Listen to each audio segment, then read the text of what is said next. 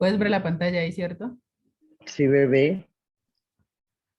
Bueno, hola, cordial saludo para todos, profe, compañeros. El día de hoy hablaremos un poco sobre las transformaciones del Estado colombiano desde la segunda mitad del siglo XX hasta la segunda mitad del siglo XXI, ¿sí? Mi grupo está conformado por Rosangélica George y quien les habla, Yorfadi, ¿sí? Estamos en tercer semestre de trabajo social en la Fundación Universitaria Claretiana, en el CAMELLI. Bueno, el tema que nos tocó a nosotros como tal fue el plebiscito, ¿cierto? El plebiscito de 1957, que fue donde se llevaron a cabo una serie de transformaciones, pues este plebiscito provocó ciertas, digamos, por decirlo así, provocó pues como ciertas formas de buscar un acercamiento a lo que sería pues como una paz, ¿sí? Bueno, en ciertos puntos pues no se dio, pero fue como un intento eh, hacia esa temática, ¿sí? El plebiscito de 1957 eh, fue la Junta Militar de Gobierno que convocó pues a un plebiscito cuyo objetivo era la readaptación de la Constitución Política de 1886, perdón, en la cual se pretendía restablecer el régimen de la democracia representativa eh, abolido por la dictadura militar y ponerle fin a la violencia de esa época, ¿sí? Se establece entonces derechos como derechos políticos como el voto femenino, ¿sí? Y un sistema de paridad política entre los partidos políticos liberal y conservadores. Eh,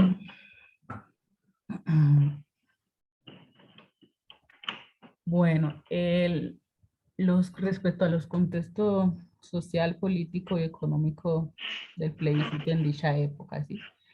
Se generó mucho pues lo que fue como la violencia, ¿sí?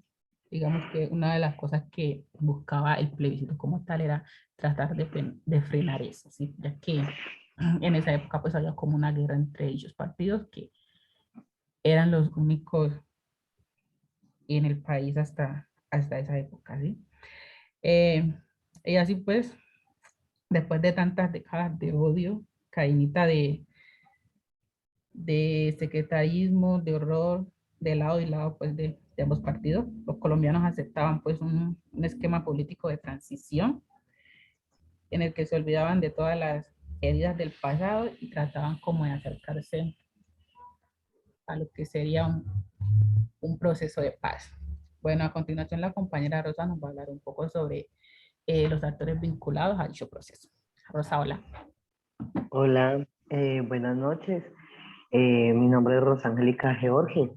Los actores principales fue sobre esta violencia que no fue salvación, sino un mal peor. Fue Rojas Pinilla, del 13 de junio de 1953 al 13 de mayo de 1957, por lo cual empezó la campaña del plebiscito para terminar con la dictadura de Rojas Pinilla.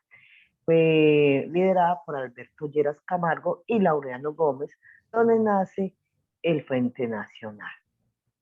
¿Sí? El 20 de julio se firma la repartición del poder, la malparidad, la mejor manera de validar los acuerdos para convocar directamente al pueblo, el pueblo. El 1 de diciembre del 57 hombres y mujeres votaron y ganó el sí por la mayoría, Frente Nacional. Actos anteriores formado con la constitucional del partido tradicional del 57 como los únicos que para gobernar el país del 58 al 74. Eh, Fue en un momento en que nuestro país, las mujeres ya tuvimos la libertad para el voto, para participar como jueces y testigos en las votaciones, eh, para poder ganar, ¿sí? Eh, Nuestra tercera pregunta es: ¿cuáles fueron los principales cambios sociales políticos que se gestaron como resultado del proceso seleccionado? En lo cual lo que les puedo decir fueron los distintos gobiernos del Frente Nacional, solo se les interesaba sacar los mejores beneficios para sí, para sí mismos. El presidente del Frente Nacional, Alberto Lleras Camargo, del 58 al 62, fue el candidato del Frente Nacional, programa para la intercesión de los guerrilleros que habían firmado la paz. Apoyó un proyecto de reforma agraria que resultó invariable, impulsó una reforma para la mejor educación, impulsó también proyectos económicos de carácter desarrollista, con la política internacional de Estados Unidos y la Alianza para el Progreso con Guillermo León Valencia, conservador del 62 al 64, aumentó las exportaciones del café y el petróleo.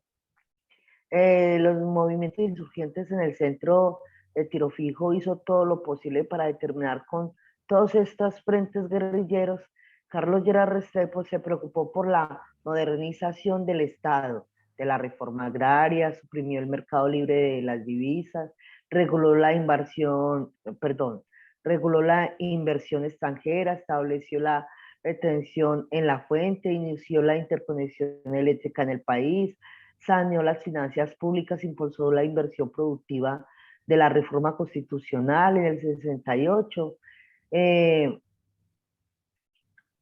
Son cosas de que se hicieron mucho para impulsar nuestro país y sacarlo adelante.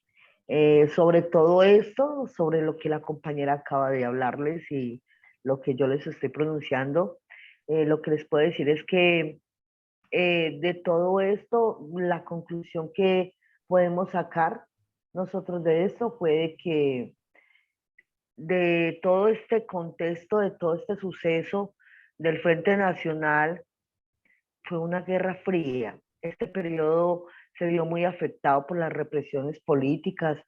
En el 58 al 64 se catalogó por ser fuertemente autocomunista, ¿sí? Y se vio mucho la corrupción. El gobierno del Frente Nacional en ese momento se dejó llevar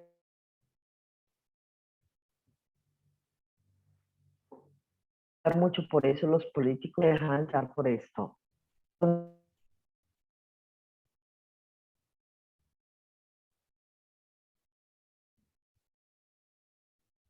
Fuertemente empezó a como producto una enfermedad peor, la violencia social, la represión colectiva, exclusión, desintegración, la corrupción, un país a medio camino y un pueblo totalmente desilusionado, que lo podemos decir que hasta el momento sigue igual.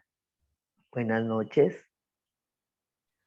bueno, profe, compañeros, esa fue nuestra presentación. Esperamos de algún punto, de alguna forma, pues haber tocado los puntos, digamos que más importantes y representativos sobre el tema relacionado.